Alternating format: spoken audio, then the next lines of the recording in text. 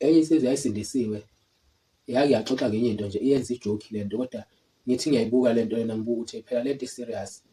Ithi yathi ihamba nenye insizwa lapha ababesindisiwe nayo, angazi kwase kwenzakalani lapha emotweni. Imoto kwase kuba ngathi iyagenqeza, kungazuthi izoginqeka imoto. Uthi yathi mayikhala lensizwa yakhala ngoshembe, yathi we shembe, kodwa insizwa abasindisiwe kanye nayo. Isithi lensizwa yaxaka ukuthi kanti sihamba nomuntu nje la, kanti yena ukhonza omunye uNkulunkulu, thina sithu kanye nathi nje la, kanti yena unomunye uNkulunkulu amkhonzayo. Leya nto wayixoxa nje kwayinto njengazuthi nje iyihlayana ayinankinga, kodwa thina esikwaziyo ukubukisisa izinto nezinto ezihlalayo emqondweni wethu mayikhulunyiwe. Mina ngayibona lensizwa ukuthi ihlobo luni lomuntu. Abantu abanjeyana-ke bakhona. Kunabantu la emhlabeni othola ukuthi bambaqambili, yabona, uthola ukuthi uyishaya ngapha nangapha. Kunomuntu othi iwumKristu, kodwa uthola ukuthi futhi inhliziyo yakhe ingapha eNazaretha. Uthola ukuthi uyamthanda noShembe, uyakholelwa nakuShembe, kodwa futhi ungapha kubuKristu. Kanjalo futhi nasemanazaretheni akhona amanazaretha anjalo. Uthola ukuthi uyile iNazaretha impela, uyamthanda uShembe, kodwa futhi noJesu futhi uyamthanda.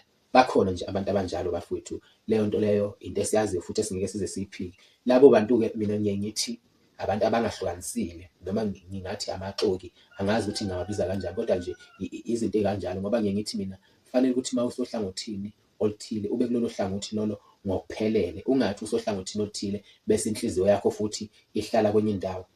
Kunabantu-ke abavame ukuthi bethi uyomphupha uShembe, ngelinye ilanga uyofika uShembe kuwe ngephupho, ethi hamba umcelela intethelelo laphana, ucangaza ucela ubani intethelelo, uyobe usunikela kwaShembe usucela intethelelo.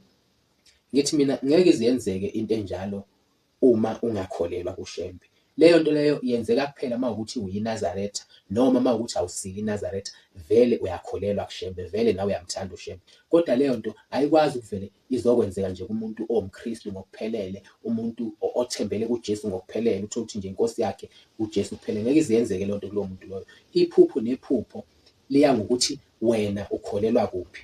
Uyabona nje, ngenza isibonelo esilula. Uyazi ukuthi uma ukhonza uJesu kufanele usindiswe uJesu, uma ukhonza uShembe fanele futhi ukuthi usindiswe uShembe. Akwazi ukuthi ukhonza uJesu wena bese uzosindiswa uShembe. Akwazi ukuthi ukhonza uShembe bese wena uzosindiswa uJesu. Iphupho ukuze lakheke lincike ekutheni wena ukholelwaphi.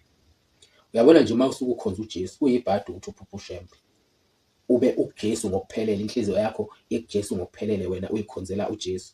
Kanjalo futhi uma ukhonza uShembe kuyibhadu ukuthi wena uphuphe uJesu, ngoba wena inhliziyo yakho ingapha ngakuShembe. Wena fanele usindiswe uShembe ngoba ukhonza uShembe wena. Kodwa uma ukuthi wena uthi ukhonza uShembe kodwa futhi wena uzosindiswa uJesu, umuntu ombaxa lapho, umuntu ongahlukanisile, ngoba uthi ungapha kodwa inhliziyo yakho ibe ingapha. Fanele ukuthi uhlukanise, ucacise ukuthi wena ungaphi. Leyo nto kuyo futhi ube kuyo ngokuphelele.